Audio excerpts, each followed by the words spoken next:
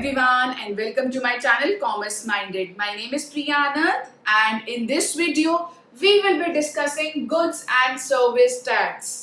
बहुत ही new topic है आप लोगों के लिए, कभी नहीं पढ़ा आपने जीएसटी के बारे में. So let's start with this topic. Okay, goods and service tax. सबसे पहले the word itself says tax.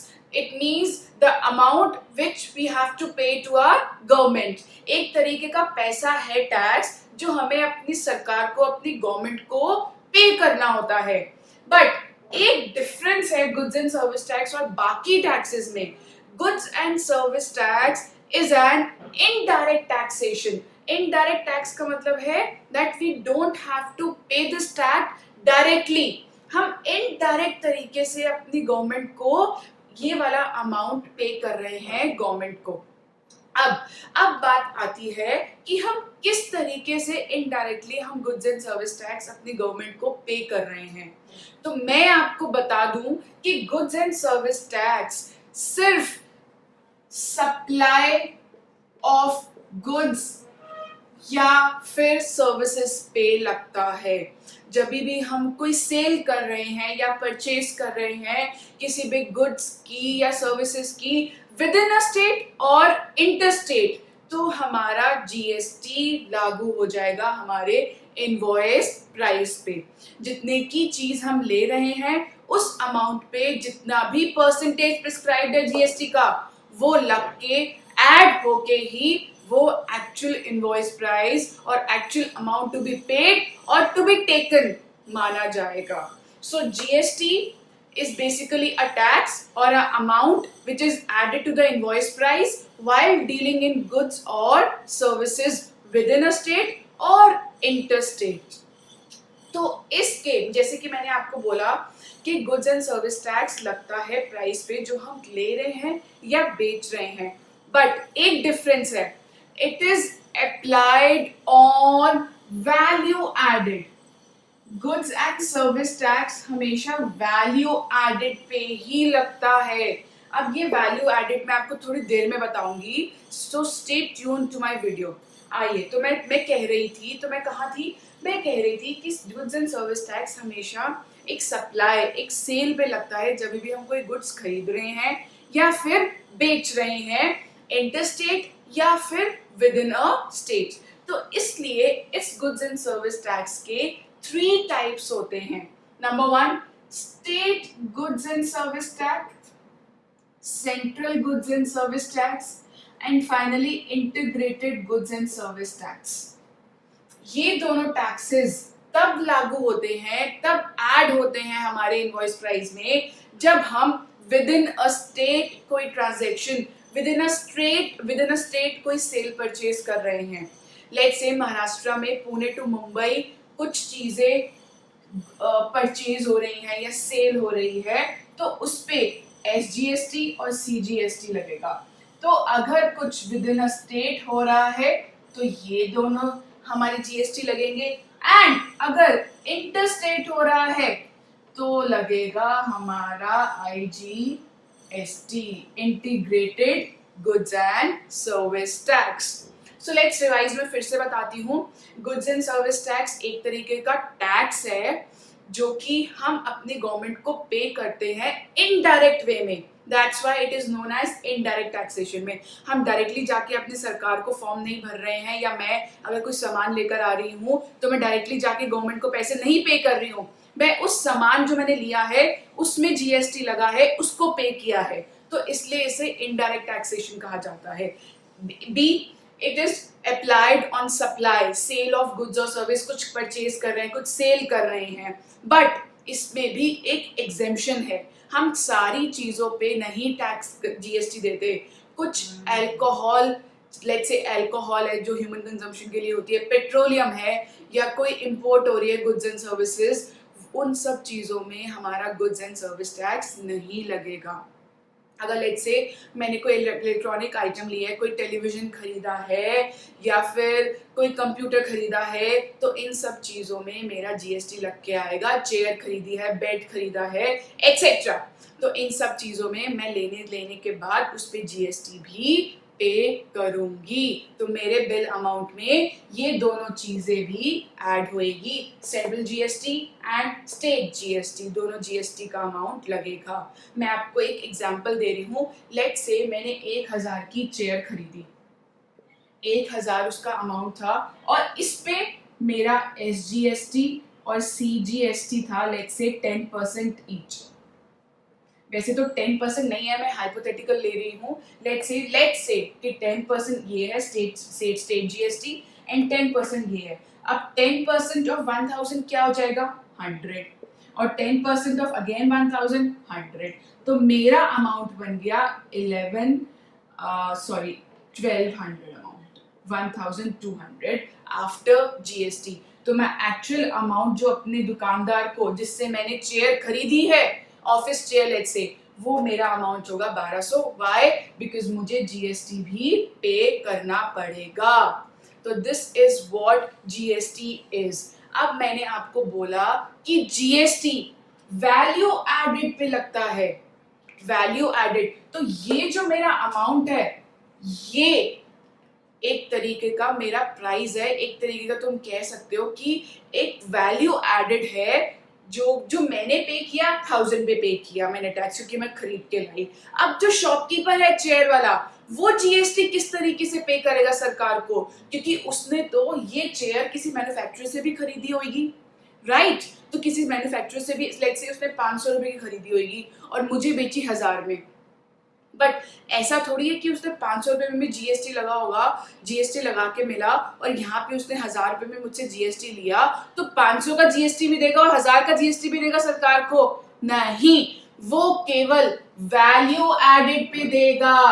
Let's say उसने अपना मैन्युफैक्चरर से जाके चेयर खरीदी 500 रुपए की, तो 500 रुपए की चेयर खरीदी है और 1000 में बेची है। जब उसने चेयर खरीदी थी 500 रुपए की, तो उसमें भी उसने जीएसटी दिया था, और यहाँ पे उसने 1000 रुपए में भी मुझसे जीएसटी लिया है।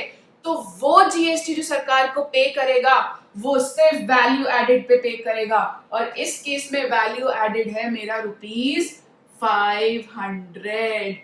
तो बेसिकली वो 500 पे ही जीएसटी सरकार को पे करेगा। ऐसा नहीं है, नहीं तो वो दो इफेक्ट्स हो जाएंगे कि भैया उसने 500 में भी पहले दिया अपना जीएसटी, अब 1000 में भी वो अपने कस्टमर से ले रहा है। ऐसे तो दो कैस्केडिंग इफेक्ट हो जाएंगे, डबल इफेक्ट हो जाएगा कि दो बार जीएसटी जा रहा है सरकार को। नहीं, जो मीडिएटर है, जो बीच का जो शॉपकीपर है, जिसने मैन्युफैक्चरर से जो चेयर्स मंगवाई होगी और अब खरीदी है, वो सिर्फ वैल्यू एडेड पे ही जीएसटी लगाएगा। क्लियर? तो ये तो रही थोड़ी सी introduction of GST, goods and service tax की। अब इसमें, अब जैसे कि मैंने बताया कि उसने, उस शॉपकीपर ने 500 पे भी जीएसटी दिया और 1000 रुपए में उसने जीएसटी लिया अपने कस्टमर से। तो इन जीएसटी के भी एक नाम होते हैं और उनको कहा जाता है input GST and output GST. तो दो तरीके के मेरे पास टाइप्स होते हैं, input GST and output GST. अब इनपुट जीएसटी सिर्फ परचेजेस पे ही लगता है, और ये आउटपुट जीएसटी हमेशा सेल पे लगता है। लेट्स से इस केस में सपोज करो ये मिस्टर ए मैन्युफैक्चरर था, बी जो था शॉपकीपर था, सी था मेरा फाइनल कस्टमर जो कि मैं। अब जो ए में, बी ने ए से मैन्युफैक्चरर से माल ली, चेयर ली 500 रुपए की, ठीक है? तो इस पे इसने जीएसटी भरा होगा, तो वो जीएसटी परचेज पे लगा, परचेज करा है ना, तो वो जीएसटी उसका बन गया इनपुट जीएसटी। और ये जो उसने 1000 पे जीएसटी लिया है, ये इसका जीएसटी बन गया, ये जो उसने 200 रुपए का जीएसटी लिया है, ये इसका जीएसटी बन गया आउटपुट जीएसटी। ओके, मैं आपको बहुत अच्छे तरीके से सब कुछ रब करके एक एग्जांपल एक और समझाती हूँ जिससे आपको क्लैरिटी होगी। So let's start. ऑलराइट, मैंने अब आपके लिए एक एक 3 एग्जाम्पल लिए हैं जिससे आपको समझ आ सके कि मैंने बोला कि जीएसटी एक वैल्यू एडेड पे लगता है। अब किस तरीके से लगता है, let me explain you. Okay, let's say A एक मैन्युफैक्चरर है, बी एक डीलर है and C is a final customer. तो क्या होता है, बी ए के पास जाता है, वो फाइनल जो मैन्युफैक्चर कर रहा है एक्चुअली में चेयर को, तो वो 1000 की चेयर उससे लेकर आता है और ए जो है बी को लगाता है 10% का जीएसटी। अब 10% का जीएसटी कितना हुआ, 100 रुपीज। ठीक है, अब 100 रुपीज का हो गया। अब इसको पे करने हैं 100 रुपए।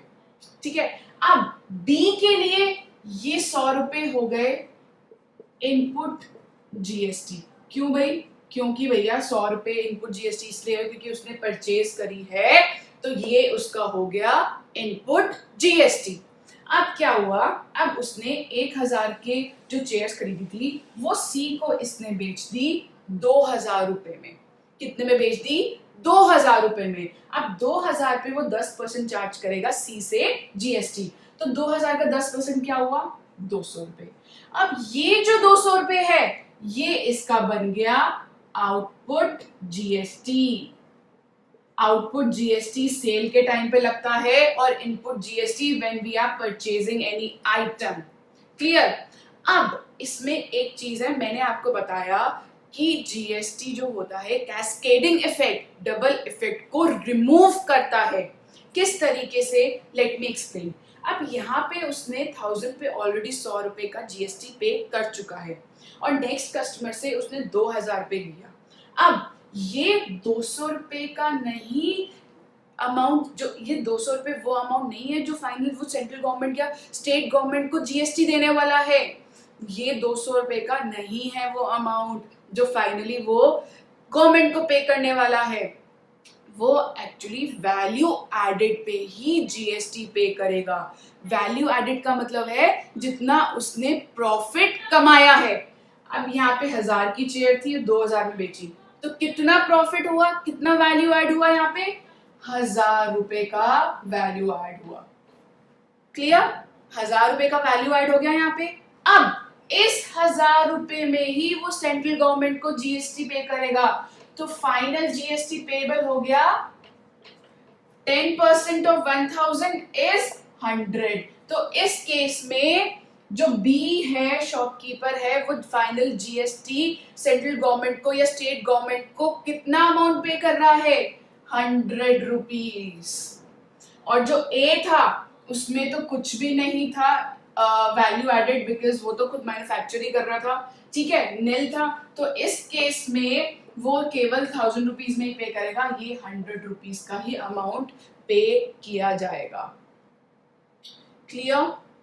This is output GST and this is input GST. और हमेशा जो जीएसटी एक्चुअल में जो पे किया जाएगा वो वैल्यू एडेड में ही पे किया जाएगा। क्लियर। ओके, आपको सारी परसेंटेज आपको क्वेश्चन में दी होंगी और जितनी भी अमाउंट है वो भी बताया जाएगा कि किस अमाउंट पे जीएसटी लगेगा और उसके बेसिस पे आपको एंट्रीज पास करनी है। तो ये रही जीएसटी की एक्सप्लेनेशन। अब मैं अपनी नेक्स्ट वीडियो में आपको जर्नल एंट्रीज के बारे में बताऊंगी कि किस तरीके से हम जीएसटी की एंट्रीज पास करते हैं। So thank you so much for watching my video, guys. Please do not forget to like, share and subscribe to my channel Commerce Minded. Thank you.